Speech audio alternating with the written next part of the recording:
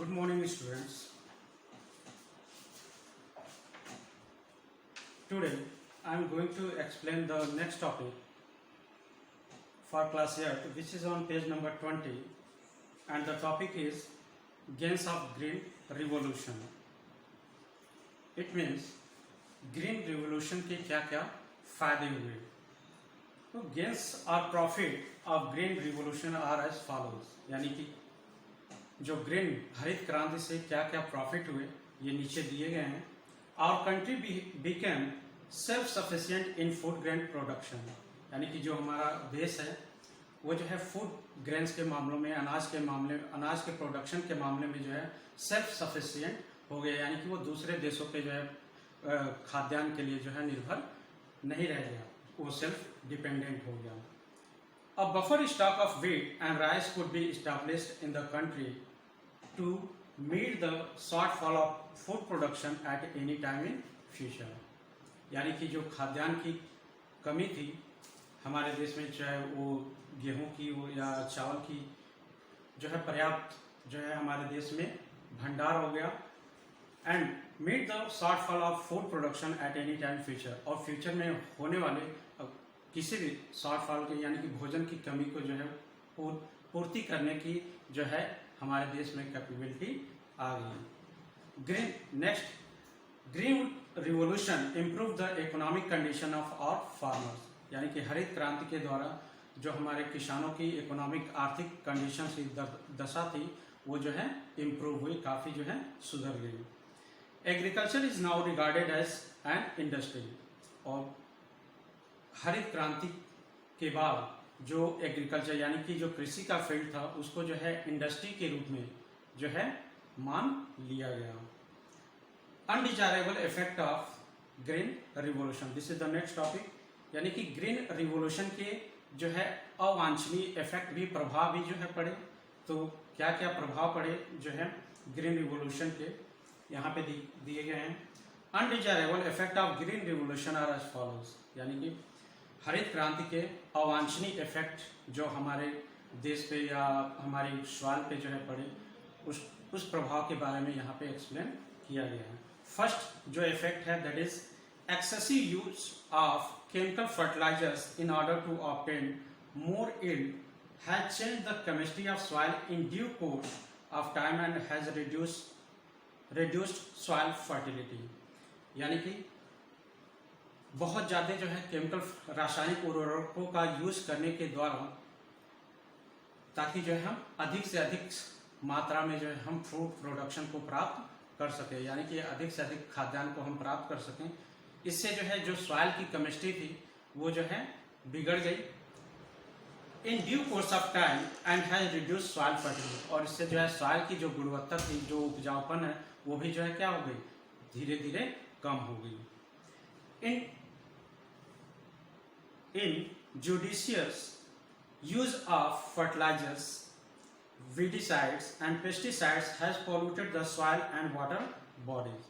यानी कि बहुत अधिक मात्रा में रासायनिक उर्वरकों का प्रयोग करना, वीडिसाइड्स खरपतवार को मारने वाली दवाइयों का यूज करना, पेस्टिसाइड कीट फतिंगे या कीड़ों मकोड़ों को मारने वाली दवाइयों का बहुत ज़्यादा जो है हम लोगों ने यूज करना शुरू कर दिया. और उससे जो है सॉइल के साथ जो वाटर थे वो भी जो है, चाहे वो तालाब या नहर या समुद्र, वो सभी जो है धीरे धीरे क्या हो गए, पॉल्यूट होते गए, प्रदूषित होते गए.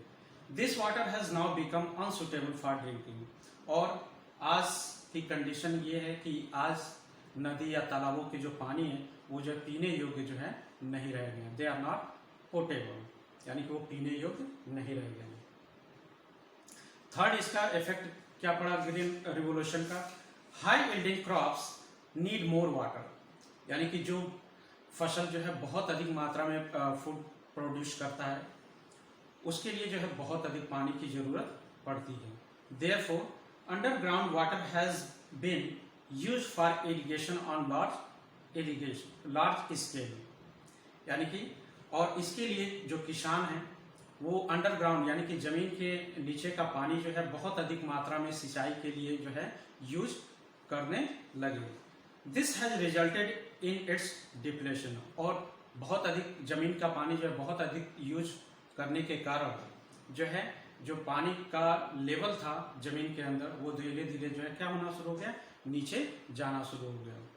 Even underground water resources have also got polluted due to leaching of fertilizers. और जो अंडरग्राउंड वाटर रिसोर्सेज हैं, जो भी जमीन के अंदर के जो पानी, चाहे वो वेल हो, कुएं हो या जमीन के नीचे का वाटर सोर्स है, ये सभी जो है धीरे धीरे पॉल्यूट हो गए, प्रदूषित हो गए due to leaching of fertilizers, यानी कि बहुत अधिक मात्रा में जो है केमिकल फर्टिलाइजर यूज करने के कारण जो है वो नीचे अंडरग्राउंड वाटर को या कुएं के पानी को जो है धीरे धीरे उनको भी वो प्रदूषित करते चले गए। तो ये सभी जो है क्या है कि ये अनडिजायरेबल इफेक्ट हैं किसके, ग्रीन रिवॉल्यूशन के, यानी कि हरित क्रांति के। ये हमें हमारे लिए बेनिफिट तो था ही, किसानों के लिए या कंट्री के लिए बेनिफिट तो था ही, लेकिन जो है इसका कुछ इफेक्ट भी पड़ा जो यहाँ पे मैंने आप लोगों को एक्सप्लेन किया। Now the next and last topic of this chapter is food from animals, यानी कि हम कुछ भोजन जो है जानवरों के द्वारा भी क्या करते हैं, प्राप्त करते हैं, जैसे कि मिल्क, दूध, मीट, मांस, एग्स, अंडे, fish and honey are food, honey शहद are food items obtain from animals. ये सभी जो फूड आइटम्स हैं हम इनको जो है जानवरों के द्वारा प्राप्त करते हैं।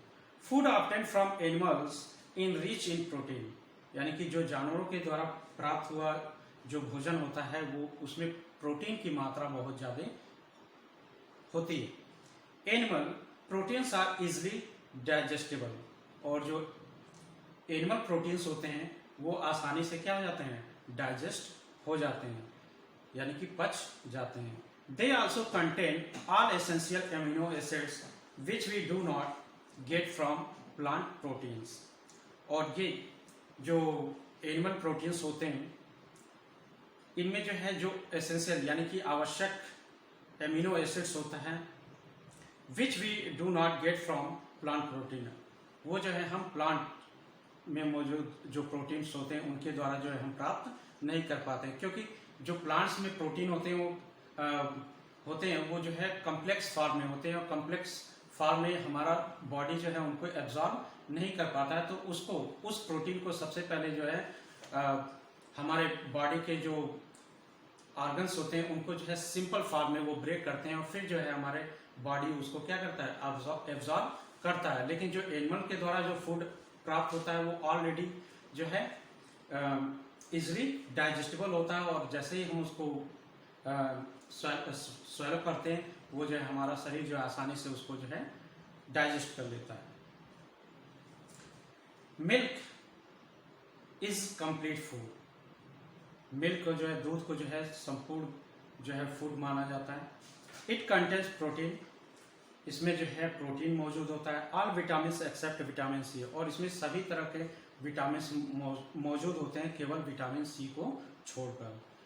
सम शुगर एंड एसेंशियल मिनरल्स, यानी कि इसमें कुछ चीनी भी होते हैं, शुगर होता है, एंड एसेंशियल मिनरल जरूरी मिनरल्स भी होते हैं, खनिज होते हैं जो कि हमारे शरीर के लिए आवश्यक होते हैं। ये सभी जो है केवल जो है दूध से ही हम प्राप्त कर सकते हैं।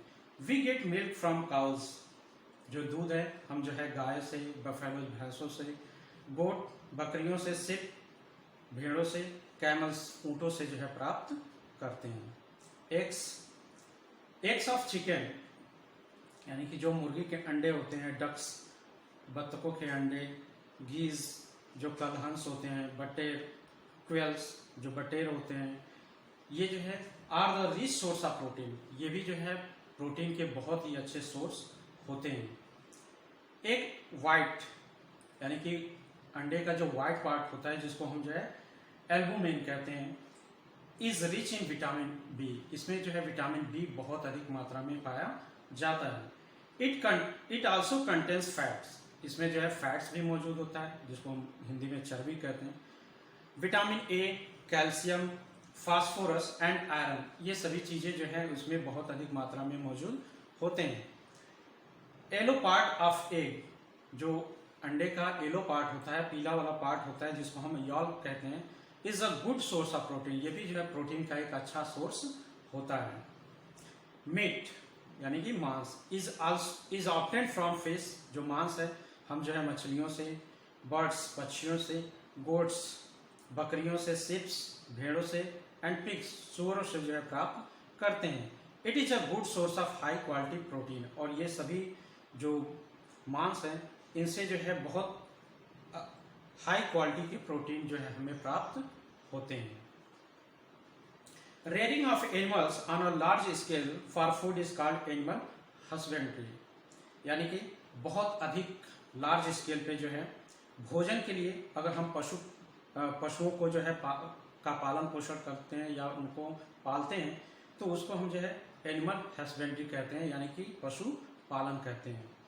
काउस गाय, बफेलोज भैंसे, sheeps etcetera are reared at farm, यानी कि गायों को, भैंसों को, भेड़ों को और भी जानवर हैं इनको हम जो है फार्म यानी कि एक फील्ड में हम क्या करते हैं उनको पालते हैं। रेयरिंग ऑफ हनी बीज इज कॉल्ड एपीकल्चर, यानी कि अगर हम हनी बीज मधुमक्खियों को जो है पालते हैं तो इस प्रोसेस को जो है मधुमक्खी पालन कहते हैं, जिसको हम इंग्लिश में एपीकल्चर कहते हैं। Next is culturing fish in ponds and pools is called pisciculture और फिश कल्चर, यानी कि मछलियों को तालाबों में जो है पालना जो है उस प्रोसेस को हम जब पीसी कल्चर या मत्स्य उद्योग कहते हैं। Rearing birds for obtaining eggs rearing birds for obtaining eggs और meat is called poultry keeping और पोल्ट्री फार्मिंग, यानी कि चिड़ियों को उनके अंडों के लिए और जो है मीट मांस के लिए अगर हम उनको पालते हैं तो उस प्रोसेस को हम जो है पोल्ट्री फार्मिंग या हिंदी में इसको मुर्गी पालन कहते हैं। So this was the last topic, so I hope that you have understood this topic, so thanks, and in my next video I will explain the next chapter, that is microorganisms. So thanks and have a nice day.